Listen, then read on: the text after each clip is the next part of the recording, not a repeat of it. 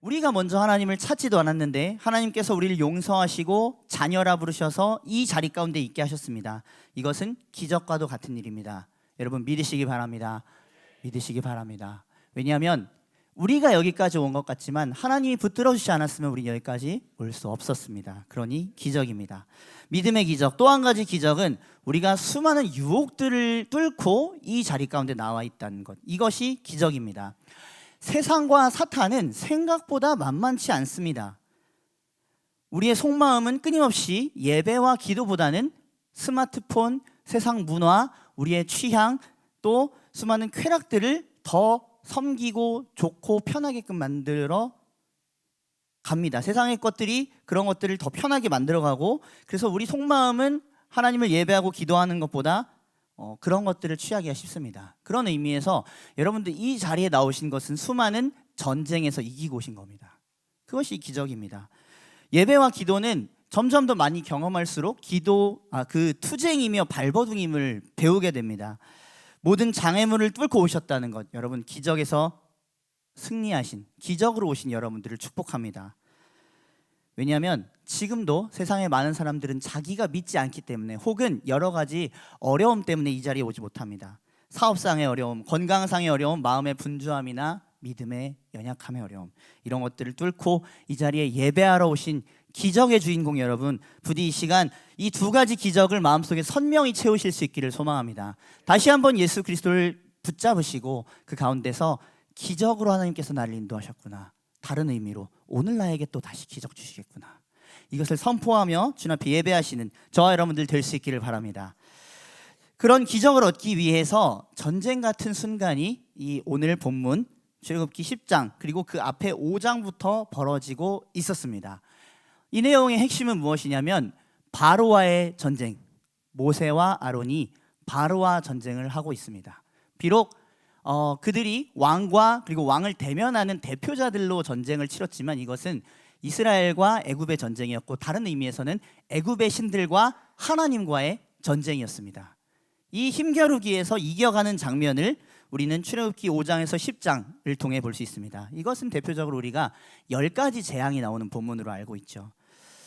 처음에 5장에서 모세와 아론은 바로와 대면하면서 하나님께서 이렇게 말씀하셨다고 합니다. 내 백성을 보내라. 그들이 내 앞에서 절기를 지킬 것이다. 그러니까 예배를 드릴 것이니 이제 이 백성을 놓아주라 라는 명령이었죠. 자, 진정한 예배를 드리기 위해서 하나님께서는 모세와 바론을 시키셔서 그를 설득하라고 말씀하십니다. 그러면서 한 가지도 말씀하셨습니다. 뭐냐면 바로가 쉽게 너희들을 놓아주지 않을 것이다 라고 말씀하셨습니다. 그 말대로 바로는 이에 대해서 처음부터 부정적으로 반응하며 나아갑니다. 이를 통해 우리는 우리의 예배를 방해하는 첫 번째 유혹을 발견할 수 있습니다. 자, 우리 첫 번째 유혹 같이 읽어보겠습니다. 첫 번째 유혹은 시작. 첫 번째 유혹은 여호와가 누구냐 모른다는 말입니다. 여호와가 누구냐, 나는 그를 알지 못하니 라고 합니다. 자, 우리 출애굽기 5장 2절 말씀 같이 한번 읽어보도록 하겠습니다. 출애굽기 5장 2절입니다. 함께 읽겠습니다. 시작. 바로가 이르되 여호와가 누구이기에 내가 그의 목소리를 듣고 이스라엘을 보내겠느냐. 나는 여호와를 알지 못하니 이스라엘을 보내지 아니하리라. 자, 누구이기에, 나 알지 못한다, 모른다라는 의미죠. 그러니까 왜 믿어야 되냐는 겁니다. 여호와가 얼마나 대단하게 내가 그를 믿어야 되냐. 사실 바로는 신의 현현이었습니다. 다른 말로 애굽에서 믿고 있는 태양신의 아들이었고 태양신 자체이기도 했습니다. 그러니 우리나라의 이런 위대한 태양신을 섬기는 문화와 종교, 그리고 심지어 내가 그 아들로서 내가 신인데 내가 왜 하나님을 믿어야 하냐는 겁니다. 여러분, 그 하나님을 믿지 않는 사람 중에 제일 대표적으로 두 가지 사람들이 있죠. 첫 번째, 하나님을 믿으니 내 주먹을 믿겠다. 또 하나, 하나님이 신이 아니라 내가 신이다. 나신교가 있죠. 자, 지금 바로의 모습이 어떻습니까? 딱 그러하지 않습니까? 하나님을 알지 못하니 누구냐 하면서 그가 무슨 말을 하든 나는 상관이 없다라고 말하는 겁니다. 여러분, 그 불과 20년 전만 하더라도 그 주요 3대 종교, 기독교, 불교, 천주교 3대 종교를 합쳐서 신앙을 가진 소위 종교인들이 우리나라의 무신론자보다 비율이 높았습니다. 그런데 최근에 그 국민 종교 분포도에 대한 현황을 2023년도에 조사한 것을 보면요. 이제 무신론자의 비율이 45%에서 63%가 됐습니다. 전 세대를 통틀어서. 자, 그러니까 다른 말로 하면 이제 기독교, 불교, 천주교 합쳐서 종교인보다 무종교인, 불신자들이 신을 아예 인정하지 않는 나신교의 사람들이 더 많아졌다는 것입니다. 자, 이것은 젊은 사람들은 더 심각합니다. 10대에서 20대 85%, 그리고 30대 81%입니다. 70대에 가서야 40%의 정도만 무신론자다, 이렇게 통계가 나와 있습니다. 자, 그런 것처럼 지금 우리는 그 모세와 아론이 무엇과 싸우고 있는 것을 볼 수 있습니까? 신은 없다, 하나님은 누군지 모르겠다, 모르니 안 믿겠다 라고 하는 세대들과 싸우고 있는 것입니다. 그러니까 우리 예전에도 어떻습니까? 선교의 초창기 시대 때도요, 우리 선교사님들과 또 복음을 전하는 분들이 그런 핍박을 많이 받았죠. 왜 우리가 굳이 양놈들의 종교를 믿어야 되냐, 왜 서양 귀신을 믿어야 되냐라고 했고, 또 더 나아가서는 요즘에 제가 가끔씩 이렇게 댓글을 보면요, 왜 우리가 야훼라는 사막 잡신을 믿어야 되느냐라는 댓글을 또 많이 받습니다. 많이 보셨죠? 네, 그렇습니다. 예, 보면은 그러니까 왜 믿어야 되냐는 거죠. 하나님 도대체 누구기에 왜 우리가 믿어야 되냐라는 겁니다. 여러분, 이와 같은 유혹이 우리 주변에 만연함을 우리는 알아야 합니다. 그래서 그들은 뭐라고 하냐면, 굳이 성경대로 하나님을 믿을 필요가 있냐, 편리하게 하나님 믿지 광신에 빠지는 것은 위험한 것이다, 꼭 그렇게 극성스럽게 제자훈련까지 한다고 하면서 믿어야 되냐라는 유혹들을 우리는 발견한다는 것이죠. 자, 그런데 하나님께서는 동일한 출애굽기 20장, 나중에 이 애굽을 나오고 나서의 그 행로를 통해서 20장에서 10계명 1계명을 통해 말씀하신 것이 있습니다. 바로 무엇이냐면, 너는 나 외에는 다른 신들을 두지 말라는 겁니다. 자, 나신교는 누가 신입니까? 내가 신입니다. 그것도 다른 신을 두는 거죠. 자, 마찬가지로 하나님 앞에 우리가 세운 모든 신상은 다 엎드려져야 됩니다. 우리가 사실 내가 신이라고 하지만 정확하게 말하면요, 내가 추구하고 있는 탐욕이 신입니다. 예를 들어볼까요? 여러분, 하나의 중독이 빠진 그 분야가 나의 신이 됩니다. 게임이 신이 되면 게임으로 인해 하나님을 안 믿습니다. 그렇죠? 자, 주식에 빠지면요, 또 여러 가지 도박에 빠지면요, 사랑에 빠지면요, 연애에 빠지면요, 여러 가지 신들을 결국 뭡니까? 그것도 사실은 내 자신이라기보다는 내 안에 있는 욕심이 우상으로 투영되어 그것이 신이 되는 것이죠. 그런 의미에서 우리가 하나님만 유일신으로 세운다는 것은 무엇이냐면, 다른 신들을 두지 않고 이제 그 자리에 오직 하나님만을 최우선순위로 올려놓는 것을 뜻합니다. 여러분, 그런 신자이십니까? 그렇게 주님을 예배하고 계십니까? 아니면 지금도 하나님 나 아직 잘 모르겠어요, 계속 모를래요 하고 계시지 않습니까? 다른 말로 해볼까요? 여러분 중에 아직도 양육반을 듣지 않으신 분, 제자훈련을 받지 않으신 분, 하나님을 알기를 게을리하고 계시면서 나는 하나님을 모른다, 적당히 나에게까지 이만큼의 커트라인 안에서 해주시면 하나님이시고 그 외에는 나는 내가 하나님이다 라고 말하는 분은 혹시 없으십니까? 여러분, 하나님만 우선순위로 둔다는 것이 헌신이며 예배입니다. 여러분, 반대로 말하면 우리가 예배를 드린다고 하더라도 예배의 뜰만 밟고 가는 분들이 얼마나 많이 있다는 겁니까? 바라건대 여러분들, 이런 바로의 유혹, 나는 하나님을 잘 모른다, 누구냐, 나의 일생을 건들지 마라 하시는 그런 유혹들을 뿌리치시고 하나님만 우선순위로 삼아 예배 자리를 확실히 지키실 수 있는 저와 여러분들 될 수 있기를 주님의 이름으로 축원드립니다. 그것을 위해선 때론 나의 욕심도 포기해야 됩니다. 꼭 그런 데까지 예배를 드리시는 저와 여러분들 될 수 있길 바랍니다. 두 번째 유혹입니다. 같이 읽어보겠습니다. 시작. 두 번째 유혹은 이 땅에서 제사를 드리라는 말입니다. 앞에 사건이 있은 후에 하나님께서는 재앙을 내리기 시작하십니다. 그래서 피재앙, 개구리 재앙, 이재앙 이런 것들이 일어납니다. 그 후에 바로가 이제 모세와 아론을 부릅니다. 그리고 이렇게 합니다. 출애굽기 8장 25절입니다. 우리 같이 한번 읽어보겠습니다. 시작. 바로가 모세와 아론을 불러 이르되 너희는 가서 이 땅에서 너희 하나님께 제사를 드리라. 자, 빨간색으로 뭐라고 표시되어 있죠? 이 땅에서. 자, 이 땅은 어디입니까? 애굽입니다. 애굽 땅 한가운데서 예배를 드리라는 거죠. 자, 이에 대해서 모세는 26절을 통해 뭐라고 말하냐면, 그리함은 부당합니다, 그렇게 못하겠습니다라고 합니다. 왜냐하면 모세 스스로도 압니다. 애굽 사람들이 이스라엘 제사 드린 것을 보면 그들이 미워할 것입니다, 싫어할 것입니다라고 얘기합니다. 여러분, 이것을 언제 잘 보셨습니까? 코로나 기간 때 잘 보시지 않았습니까? 세상은 예배하는 사람들을 이해를 못했습니다.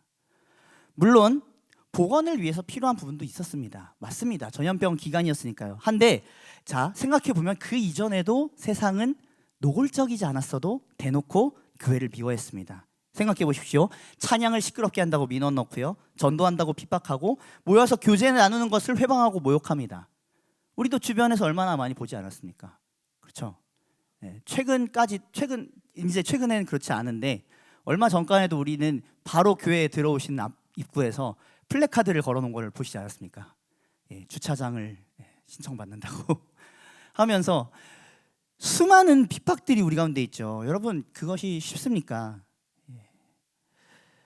그렇기 때문에 좀 마음이 또 이렇게 그런 착하시고 또 소심한 우리 신자분들께서는 그런 말씀도 합니다.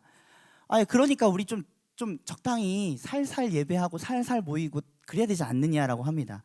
그런데 사실은 그것은 핍박을 피하고자 하는 것 같기도 합니다. 심지어 그래서 모이는 것과 예배 드리는 것을 다 이렇게 좀 안 좋은 걸로 취급하고 혼자 내가 고고하게 신앙생활하는 것이 좋다라는 분도 있습니다. 하지만 주님께서 히브리서 말씀을 통해서 분명하게 얘기하신 것은 뭐냐면요, 사랑과 선행을 격려하고 모이기를 패하는 이들의 어떤 습관처럼 하지 말라라고 말씀하십니다. 여러분, 더 모여야 될 줄로 믿습니다. 더 현장 예배가 회복되어야 될 줄로 믿습니다. 왜냐하면요, 우리는 모일 때 모여서 기도하고 찬양하며 예배하고 함께 말씀을 나누고 함께 회개하고 함께 운동이 일어날 때 변화되는 것을 보았거든요.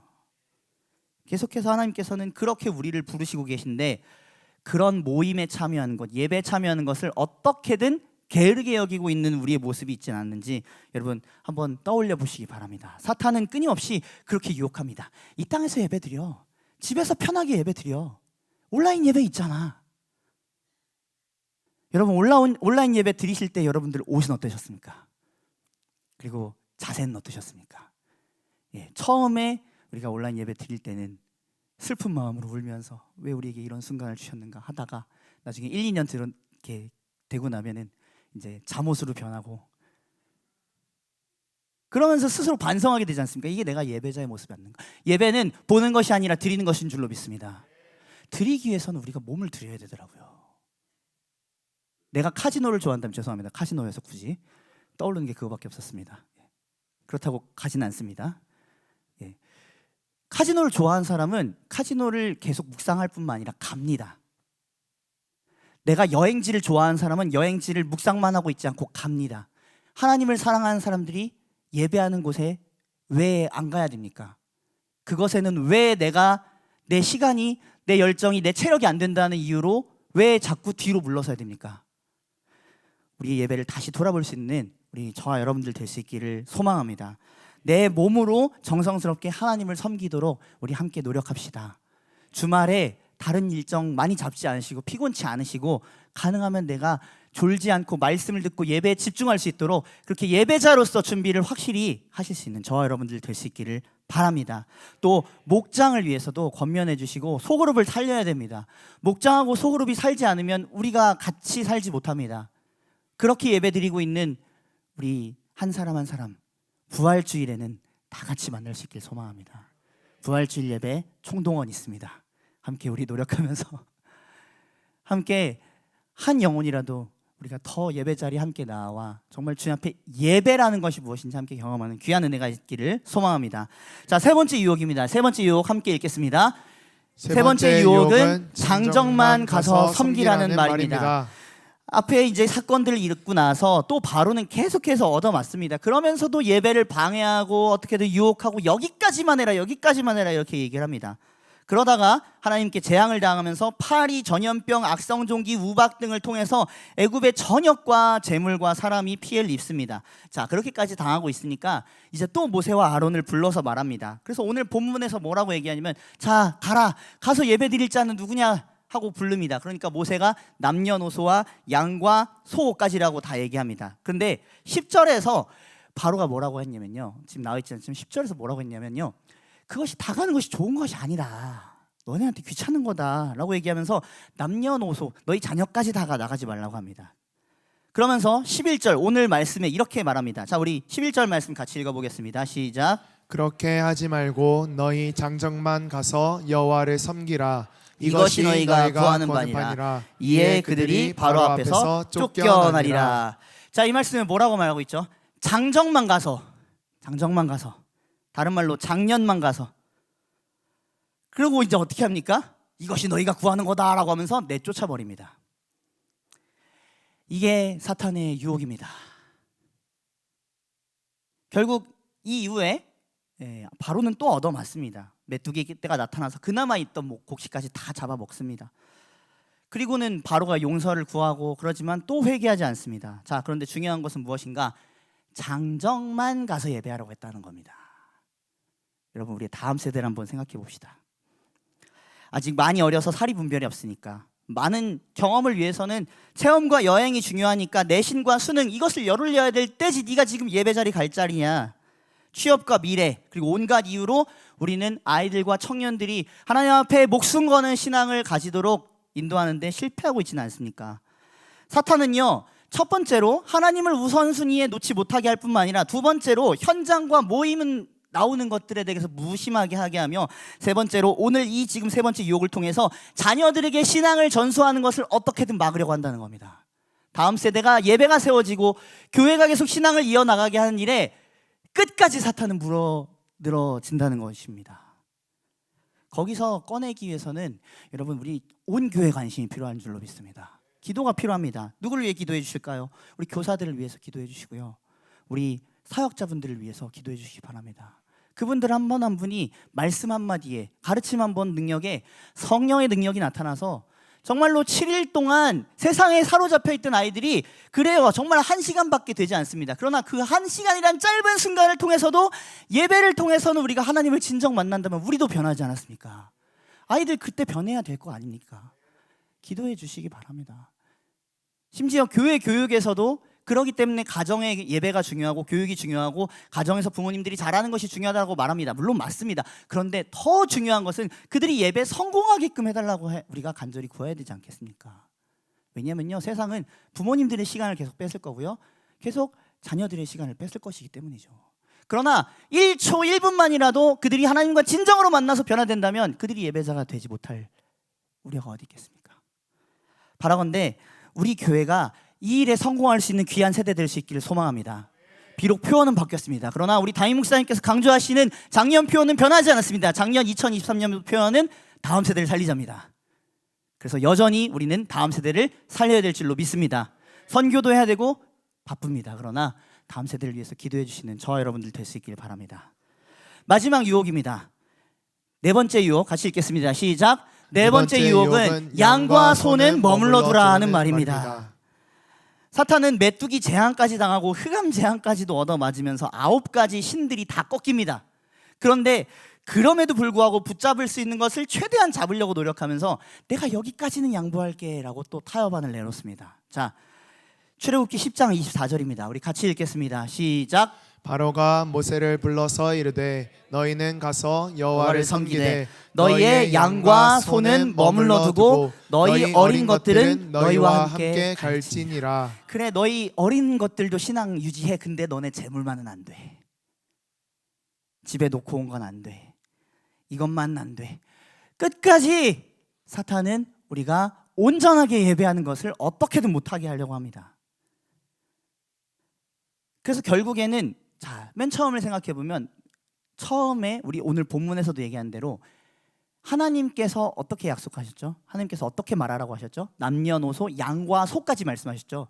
만약에 여기서 타협했으면 어떻게 됐을까요? 이스라엘 백성들은 무엇으로 예배해야 될지 알 수 없을 겁니다. 그러나 이 가축을 데리고 감으로써 그들은 온전한 예배를 드리게 되죠. 그래서 25절엔 뭐라고 말하냐면, 왕이라도 우리 하나님께 제사와 번제물을 주어야겠고 가축도 한 마리도 남기고 갈 수 없다라고 단호하게 선을 긋습니다. 그 결과 또 다시 바로가 이제 너네 다 죽여버릴 거야 라고 합니다. 그리고 그들이 당했던 수모는 무엇이냐면 바로 이제 10가지 재앙, 10번째 재앙으로 그들의 모든 장자가 죽어서 애굽의 온 땅이 장례식을 치르게 됩니다. 지금은 그 장자의 의미가 크게 와닿지 않지만 이 장자는요, 미래의 소망 모든 것을 담고 있었습니다. 전 재산이라고 봐도 됩니다. 이제 그들이 전 재산이 꺾이는 것을 보게 된 겁니다. 하나님의 온전한 승리를 보게 된 겁니다. 그러니 이제 바로도 패배를 인정할 수밖에 없었습니다. 너네 나가라. 이제는 내가 어떻게 할 수가 없다. 너네는 다 끌고 나가서 하나님께 예배드려라 라고 하게 됩니다. 자, 이것을 통해 우리가 알 수 있는 건 뭡니까? 네 가지 유혹이 있다는 것을 알게 되고요. 네 가지 유혹을 완전히 이기고 우리가 하나님 말씀대로 서게 되면 하나님께서는 사탄에 대한, 세상에 대한 승리를 주신다는 겁니다. 이것을 믿으시기 바랍니다. 그래서 우리는 치열하게 싸울 때 물러서지 않고 계속 전진하고 말씀을 붙들어야 될 줄로 믿습니다. 오늘 말씀을 통해서 보는 것처럼 사탄은 끊임없이 우리 신자들을 유혹하고 핍박합니다. 한 가지씩 남겨두라고, 완전히 헌신하지 말라고 양보를 하게 합니다. 그러나 모세와 아론이 승리를 쟁취한 것처럼 하나님께서는 우리가 승리를 쟁취하길 원하십니다. 그 과정을 통해서 하나님께서는 10가지 재앙으로 대표되는 10가지 신들을 다 쳐부십니다. 여러분, 우리가 하나님 앞에 온전하게 예배하는데 아까 제가 맨 처음에 그랬죠. 장애물은 어떻게 남겨두고 계시지 않습니까? 내가 이것 때문에 하나님 앞에 온전하게 헌신하는 것에 걸림돌은 없으십니까? 여러분, 그것을 죽여가는 것이 우리의 예배 자리라고 생각하시면 좋겠습니다. 오늘 말씀대로라면 우리의 예배는 그냥 하나님을 대면 만나는 게 아니라요, 하나님의 만남의 감격도 있지요. 그런데 그 감격을 주신 근원은 무엇인가? 우리가 이 땅에서 사는 동안 유혹을 이기라고 하시는 것이죠. 예배는 전쟁입니다. 우리의 영적인 생계를 위해서, 발버둥을 위해서 전쟁하는 것입니다. 여러분, 그 자리에서 이기시기 원하십니까? 우리는 때로 실패할 수 있습니다. 그러나 10번째 재앙의 마지막 열쇠, 우리를 심판해서, 이스라엘 백성을 심판에서 구원한 그 열쇠를 우리로 오늘 생각해야 됩니다. 바로 무엇이죠? 유월절 어린 양입니다. 사순절 기간입니다. 우리 하나님께서는 유월절 어린 양 예수 그리스도를 통해 우리를 심판에서 면하게 해주신 줄로 믿습니다. 그리고 그 예수님이 유월절 어린 양이 되셨을 때 마지막 10번째 재앙 가운데서 승리를 얻게 되었습니다. 여러분, 이 예수님이 저와 여러분들의 예수님이신 줄로 믿습니다. 이미 그래서 출애굽의 승리를 통해 예수님의 이기심이 십자가로 선언이 되었습니다. 우리가 그 십자가 군기를 붙들고 주님의 이름으로 나아갈 때 사탄은 계속해서 물러갈 것입니다. 물론 그 과정 가운데도 끊임없이 유혹하겠죠. 그만 헌신해라. 이런 거 다른 거 섬겨도 된다. 또 혹은 너만 헌신하고 다른 이들 데리고 가지 마라. 너의 자녀들 데리고 가지 마라. 목장 식구들 살릴 필요 없다. 기도해 줄 필요 없다. 교회를 위해서 기도할 필요 없다. 너의 재물, 너의 모든 소유 다 바치면서까지 하나님 섬길 것이 무엇이냐? 11조 왜 하냐? 그러나 하나님께서는 우리가 전부를 드릴 수 있을 때, 이삭을 드릴 수 있을 때 우리에게 어린 양의 피를 허락하시고 승리의 은혜를 주신 줄로 믿습니다. 이러한 예배의 승리를 쟁취하시고 오늘도 그 주님을 의지하며 영적 전쟁에 새로운 발판으로 나가시는 저와 여러분들 될 수 있길 주님의 이름으로 축원드립니다.